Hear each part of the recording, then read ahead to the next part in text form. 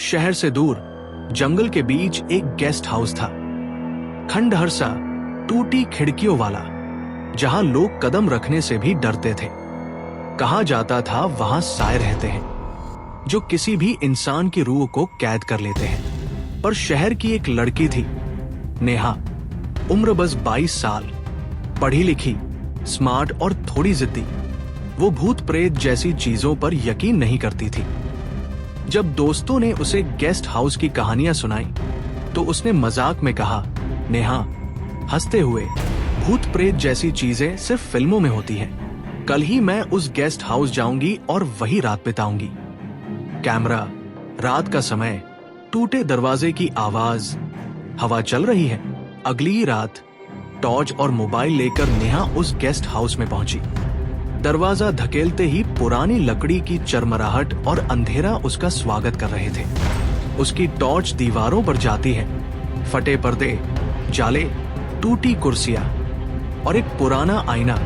नेहा ने कमरे में बैग रखा और म्यूजिक ऑन कर दिया, पर तभी अचानक खिड़की अपने आप बंद हो गई। उसने टॉर्च आईने पर डाली, पर आईने में उसका चेहरा नहीं बल्कि एक काला साया खड़ा था।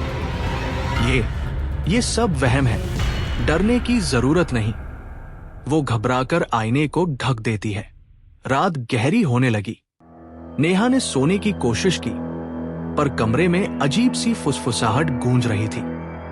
साया, धीमी खुरदरी आवाज, तुमने हमें क्यों जगाया? नेहा चीखती है, बिस्तर से उठकर भागती है, लेकिन दरवाजा अपने आप बंद हो जाता है। अचानक ठंडी हवा चलती है और वो बेहोश होकर गिर जाती है। सुबह नेहा उठी तो सब कुछ सामान्य लग रहा था।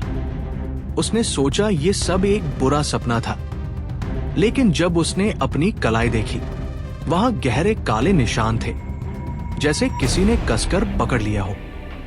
नेहा शहर लौटी, पर अब उसकी हालत बदलने लगी। रात में उसे वही फुसफुसाहट सुनाई देती, आईनों में अजनबी साए नजर आते, और सबसे अजीब, उसे लगने लगा कि उसके अंदर कुछ बढ़ रहा है। 2 हफ्ते बाद नेहा थकान और अजीब दर्द के चलते हॉस्पिटल पहुंची। डॉक्टर रिपोर्ट देखते हुए हैरान और डरा हुआ। डॉक्टर कांपते हुए, नेहा, आप प्रेग्नेंट हैं, लेकिन ये सामान्य बच्चा नहीं है। नेहा हैरान, क्या? लेकिन मैं तो अकेली थी उस रात। डॉक्टर सोनोग्राफी रिपोर्ट दिखाता है। स्क्रीन पर इंसानी बच्चे की जगह एक धुंधला काला साया हिलता डुलता नजर आता है। नेहा चीखने लगी, नहीं, ये सच नहीं हो सकता। लेकिन सच यही था। उस रात गेस्ट हाउस में वो अकेली नहीं थी। साए ने उसे अपना शिकार बना लिया था और अब वो उसके शरीर में पल रहा था। नेहा हॉस्पिटल से लौटी तो उसके चेहरे पर खामोशी थी, पर आंखों में डर। रात होते ही उसने बत्ती बुझाई और उसी वक्त उसके पेट में हलचल होने लगी, जैसे कोई बाहर आने को तड़प रहा हो। लाइट्स टिमटिमाती हैं, खिड़की अपने आप खुल जाती है और वही साया कमरे में टहलने लगता है। अचानक नेहा जमीन पर गिर गई, दर्द से तड़पने लगी, और कुछ ही पलों में उसके अंदर से एक काला धुंधला आकार बाहर निकलने लगा। धीरे धीरे वो साया एक अजीब सी बच्ची का रूप ले लेता है, न आधा इंसान न आधा भूत। उसकी आंखें चमक रही थी और वो ठंडी मुस्कान दे रही थी।